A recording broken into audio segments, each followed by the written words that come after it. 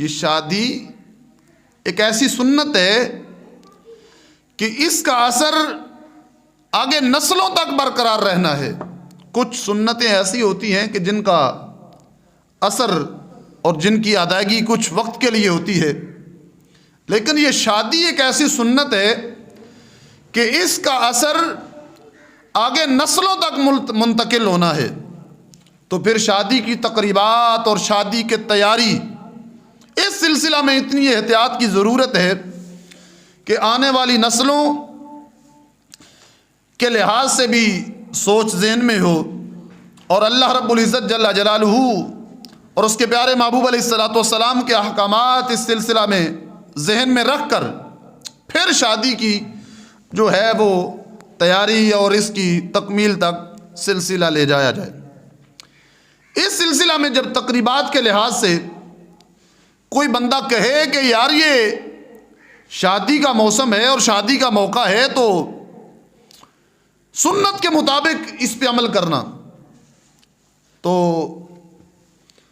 بڑوں کا یہ ایک جواب ہوتا ہے، بچے مانتے نہیں ہیں، چونکہ بچے ہیں، اب شادی کا موقع ہے چلو کر لیں جو کرتے ہیں۔ یہ سوال اور اس کا جواب دے کر جان چھڑانا چاہتے ہیں، لیکن آقا علیہ الصلوۃ والسلام نے فرمایا کلکم رائی وکلکم مسئول عن رعیتہ، فرمایا ہر بندہ حکمران ہے اور اس سے رعایا کے بارے میں قیامت کے دن سوال ہوگا، پوچھا جائے گا۔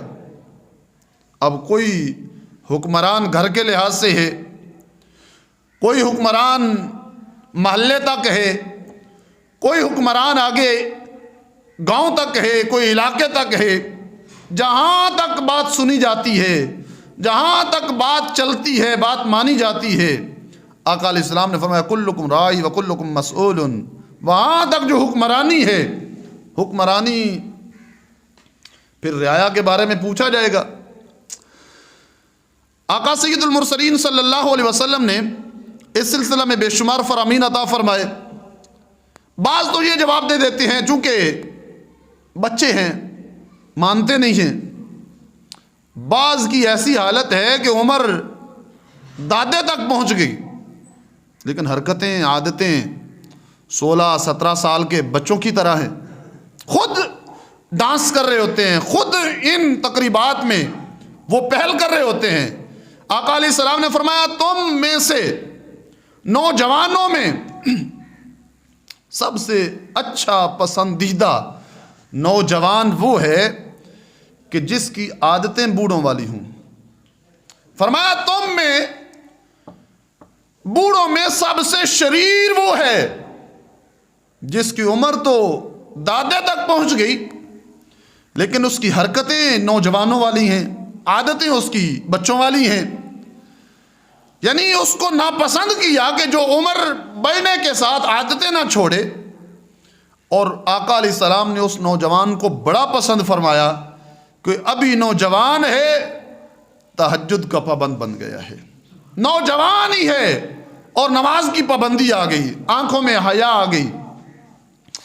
سرکار دو عالم صلی اللہ علیہ وسلم نے تقریبات کے لحاظ سے بہت سارے فرامین عطا فرمائے کہ یہ جو موسم ہے، یہ جو سلسلہ ہے، یہ جو سنت کا انعقاد ہے، اس میں تمہیں بڑی احتیاط کی ضرورت ہے، کیونکہ اگر یہاں پہ کوئی اس طرح کا مسئلہ بنا، لچک امیز رویہ ہوا، ڈھیلا کردار اور اس طرح کے لہو و لعب اور فسق و فجور کا کوئی میلہ سجایا گیا، فرمایا پھر آگے جو آنے والی نسل ہے اس پہ اس کا اثر پڑے گا۔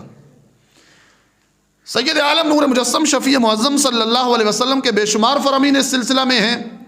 قرآن مجید برہان رشید کی متعدد آیات اس سلسلہ میں ہماری رہنمائی فرماتی ہیں، اور ہمارے جو سادہ لوگ ہیں وہ کہتے ہیں چونکہ شادی ہے، شادی کا پھر مرضی سے چلتا ہے، شادی حکم ہے شریعت کا، جس کا حکم ہو پھر اس سے پوچھ کے عمل کرنا ہوتا ہے، اس کی مرضی کے خلاف چلیں گے حکم کرنے والا ناراض ہو جاتا ہے۔ شادی جب حکم ہے شریعت کا، تو پھر شریعت سے پوچھنا ہے کہ شادی کرنی کیسے ہے.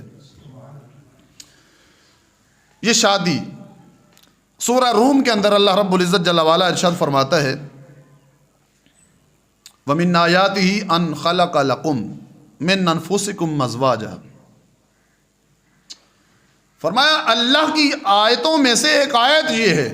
جب کافر پوچھ رہے تھے نا کہ جس اللہ کی تم بات کرتے ہو اس کی نشانی کیا ہے, اللہ نے فرمایا وَمِنْ آيَاتِهِ أَنْ خَلَقَ لَكُمْ مِنْ أَنفُسِكُمْ أَزْوَاجًا. فرمایا میری نشانیاں پوچھنے والوں, میری نشانیوں میں سے ایک نشانی یہ ہے ان خلق لکم, کہ میں نے تم ہی میں سے تمہارے لیے ازواج کو پیدا فرمایا, تمہاری بیویاں بنائیں تم ہی میں سے, تمہاری نو سے. کیا مطلب؟ اگر صرف بقائے نسل ہوتا, شادی کا مقصد صرف بقائے نسل, نام کا جو نام کی بقا ہے کہ نام رہے, نسل چلے, یہی مقصد ہوتا تو یہ اللہ رب العزت کسی اور مخلوق سے بھی چلا سکتا تھا. یعنی اگر عورتیں پیدا نہ فرماتا پھر تمہارا جوڑا بنتا کسی ڈنگر کے ساتھ یا کسی اور مخلوق کے ساتھ یا کسی جنوں والی مخلوق کے ساتھ. اللہ فرماتا ہے مجھے یہ برداشت نہیں کہ بندہ میرا ہو اور اس کا جو تعلق ہے, اس کا جو رشتہ ہے وہ کسی گھٹیا مخلوق سے جوڑ دوں. فرمایا میں نے تمہارے لیے تم ہی میں سے, تمہاری طرح تم ہی میں سے میں نے تمہاری ازواج کو پیدا فرما دیا. اور پیدا کس لیے کیا؟ بقائے نسل. فرمایا یہ تمہارے سکون کے لیے میں نے بنائی ہے. لِتَسْكُنُوا إِلَيْهَا وَجَعَلَ بَيْنَكُمْ مَوَدَّةً وَرَحْمَةً. فرمایا پھر تمہارے اندر میں نے مودت اور رحمت کو رکھا. یعنی اگر ایسا ہوتا کہ کوئی ایسی مخلوق کے ساتھ رشتہ ہو جاتا کہ جس سے بقائے نسل تو ہوتی لیکن وہ سکون اور محبت اور مودت اور رحمت نہ ہوتی, انسان ہر وقت اس سے وحشت زدہ ہوتا, ڈرا رہتا, اس کے ساتھ اس کا یعنی ایک جوڑ ہی نہ بنتا. اللہ نسل اس سے بھی چلا سکتا تھا.